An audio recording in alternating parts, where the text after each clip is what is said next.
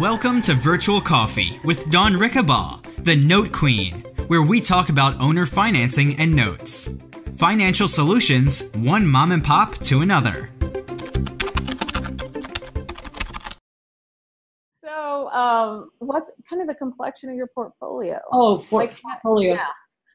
Yeah. Are you talking about just like a holding portfolio? Like for me personally, like what's my strategy in my own personal portfolio? Yeah, or what your thoughts are, what a healthy complexion is like how many of these things are you're holding, how many do you anticipate or do you write so there's a balloon in two, that kind of thing.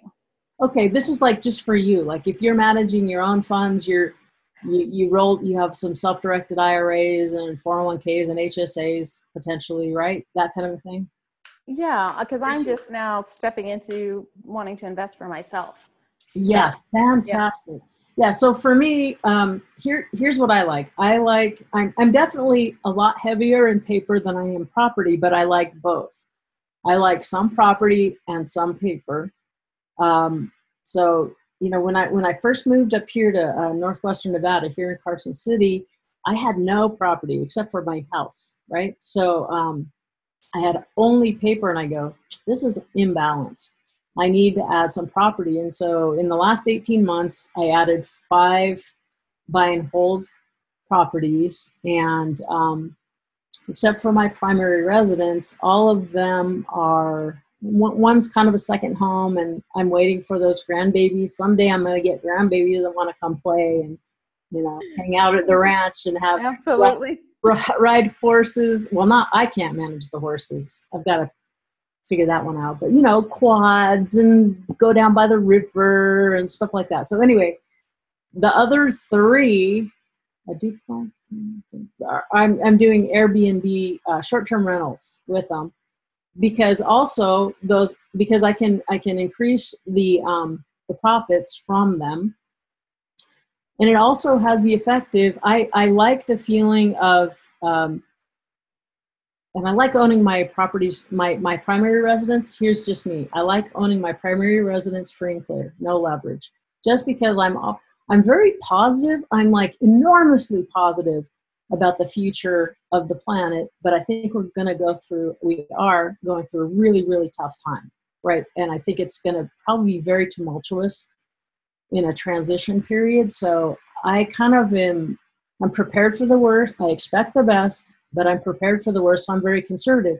In a shit hits the fan thing, I want to know that number 1, nobody can come and take my house. Number 2, I have, if people, if family members and loved ones need to come together for a period of time, I've got several properties that I control and I can house a lot of people. And because they're already furnished for short-term rental, if my sister and her kid says, we need to get the hell out of LA, I got a place for them to crash. So it kind of serves both. And it's a standalone good investment, plus I'm having fun, right? So it meets all my things. It's refuge, it's a sound investment, it's recession-proof because I have great terms on all of them, great terms. And so it doesn't matter to me, price is up or down, because they cash flow no matter what, right? So those are the things that I do personally for my properties, how I think about them. And then I like in the paper, which is a much bigger section of what I have on the books, I like a combination of both. So some of it's short term, in that I would say 3 years or less. I don't do I don't work with the rehab flippers and have super short term ones. They're usually 2, 3, sometimes 5 years, that kind of a thing. But you want that short term stuff because and then you want the long term stuff. If you never go long, you kind of miss some of the benefit of those early payoffs that come in. Like if you buy a note at a discount, let's say, you bought it at a 10% yield even to go out the next 20 years, but it pays off in 5 years, your actual effective yield, you still get the payoff on the note. So it's if you don't go long, you're really missing out. So, but then that's money that's tied up. But then it's also money that you don't get a payoff and have to let it sit idle for a few months, decreasing your overall yield. it just keeps working for you and working for you. You don't have the job of redeploying it. So there's a beauty to both.